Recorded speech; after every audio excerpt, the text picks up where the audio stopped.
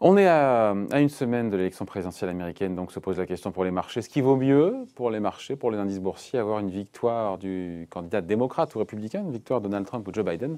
On en parle avec vous, Frédéric Rollin, bonjour. Bonjour. Conseiller en stratégie d'investissement chez Pictet. On va se placer dans le cas déjà d'une victoire claire de l'un des deux camps. Est-ce qu'il vaut mieux pour les marchés une victoire de Trump ou de Biden? J'ai vu que JP Morgan nous dit une victoire ordonnée de Trump serait le scénario le plus favorable aux actions. C'est ce que dit JP Morgan. Peut-être pas votre point de vue.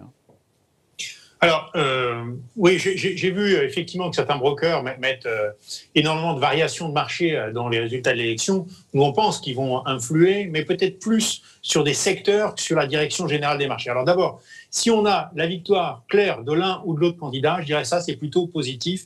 On évite les contestations, les risques de manifestations, d'attentes, que en général, les marchés n'aiment pas beaucoup. Alors c'est vrai que Biden a quand même peut-être pas mal d'éléments quand même plutôt positifs. D'abord, un plan fiscal. Je vous coupe. Plus positif que Trump, encore une fois. On va rentrer dans le détail après, Frédéric, mais quand JP Morgan dit clairement, voilà, une victoire claire et nette de Trump, c'est meilleur pour les marchés d'actions. Vous dites non? Alors nous, c'est aussi notre avis, mais peut-être dans une moindre mesure. Parce qu'il y a une différence quand même essentielle entre les deux candidats, c'est la fiscalité des entreprises. Et c'est vrai que les propositions de Biden sont très intéressantes pour la croissance économique, mais je dirais à moyen terme, tandis que voilà, une hausse de la fiscalité des entreprises qui renverserait, on estime que pendant les 4 années de Trump, l'amélioration de la fiscalité des entreprises a fait monter le marché entre 5 et 7%.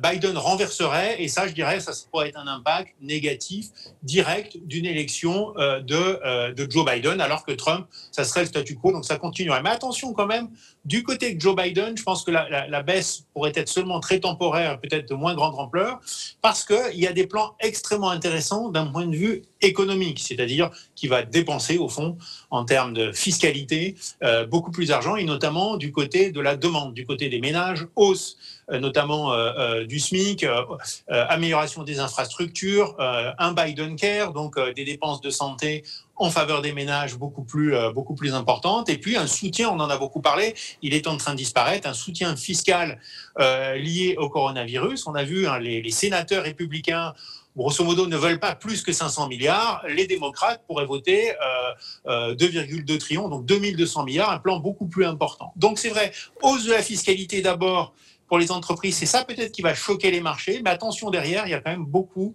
de réformes plutôt intéressantes pour la croissance économique du côté de Biden. Et donc, attendez, encore une fois, donc, ce qu'il y a de mieux pour les marchés actions, Biden ou Trump alors?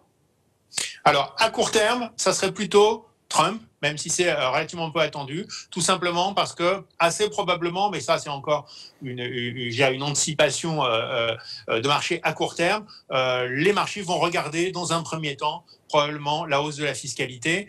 Les réformes diverses et variées seront appréciées à mesure qu'elles interviendront dans l'économie américaine.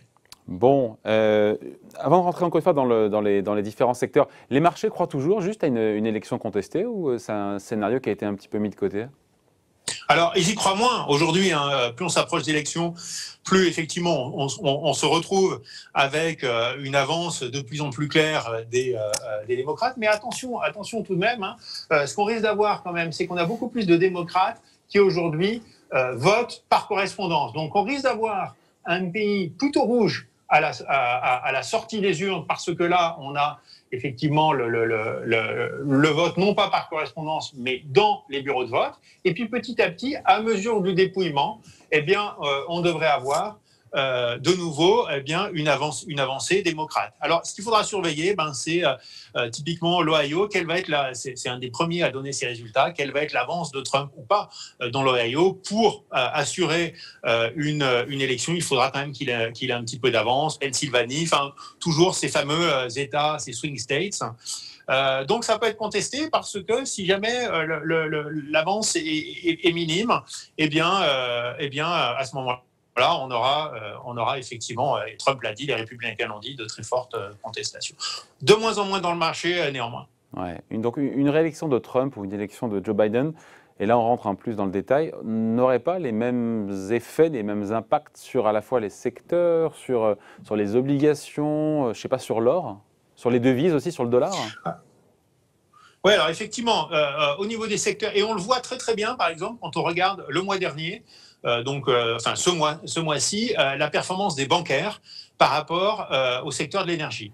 On a donc une avance démocrate. Une avance démocrate, ça veut dire plus de pression en termes de réglementaire sur les énergies fossiles. Et on voit que, effectivement, les indices énergétiques américains, qui sont essentiellement énergies fossiles, sont en train d'être à la peine. En revanche, les bancaires, elles, peuvent être favorisées par une politique de Biden, notamment parce que c'est une politique reflationniste qui est à même de faire remonter les taux. Et d'ailleurs, on voit que les taux longs américains aujourd'hui sont en train de remonter et donc qui favoriserait une reconstitution des marges des banques américaines. Donc aujourd'hui, Biden, et c'est déjà, je dirais, sur le marché, plutôt favorable aux banques, plutôt défavorable au secteur de l'énergie. Quand je parle d'énergie, à ce moment-là, c'est plutôt tout ce qui est hydrocarbures.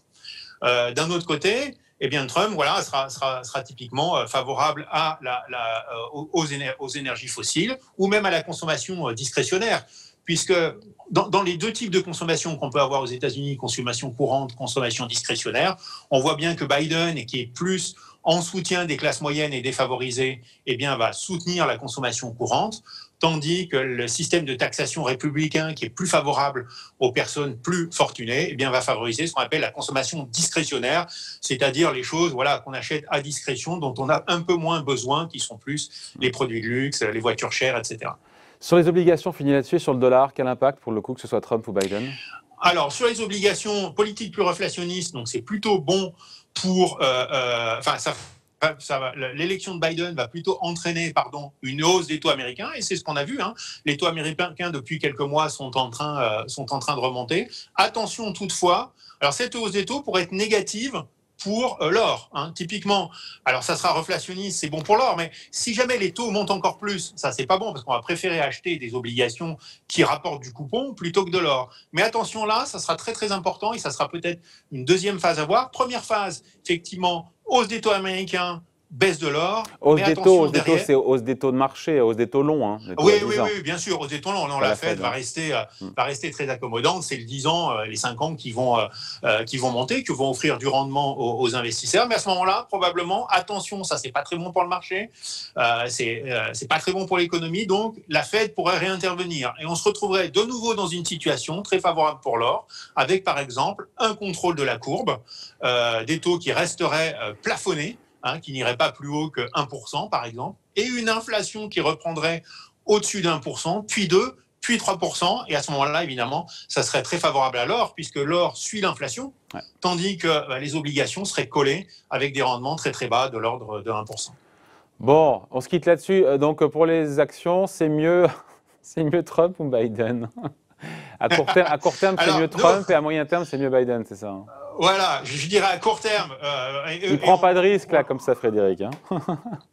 Vous savez, de toutes les façons, je pense que les effets seront beaucoup plus importants sur les secteurs, sur l'or, sur le dollar, qui sera plutôt à la baisse, si c'est Trump qui est un garant, je dirais, de déficit important et qui veut véritablement faire baisser le dollar. Mais Biden, excusez-moi, avec son générale des marchés. Avec Biden, avec son méga plan de relance aussi, et pour le dollar.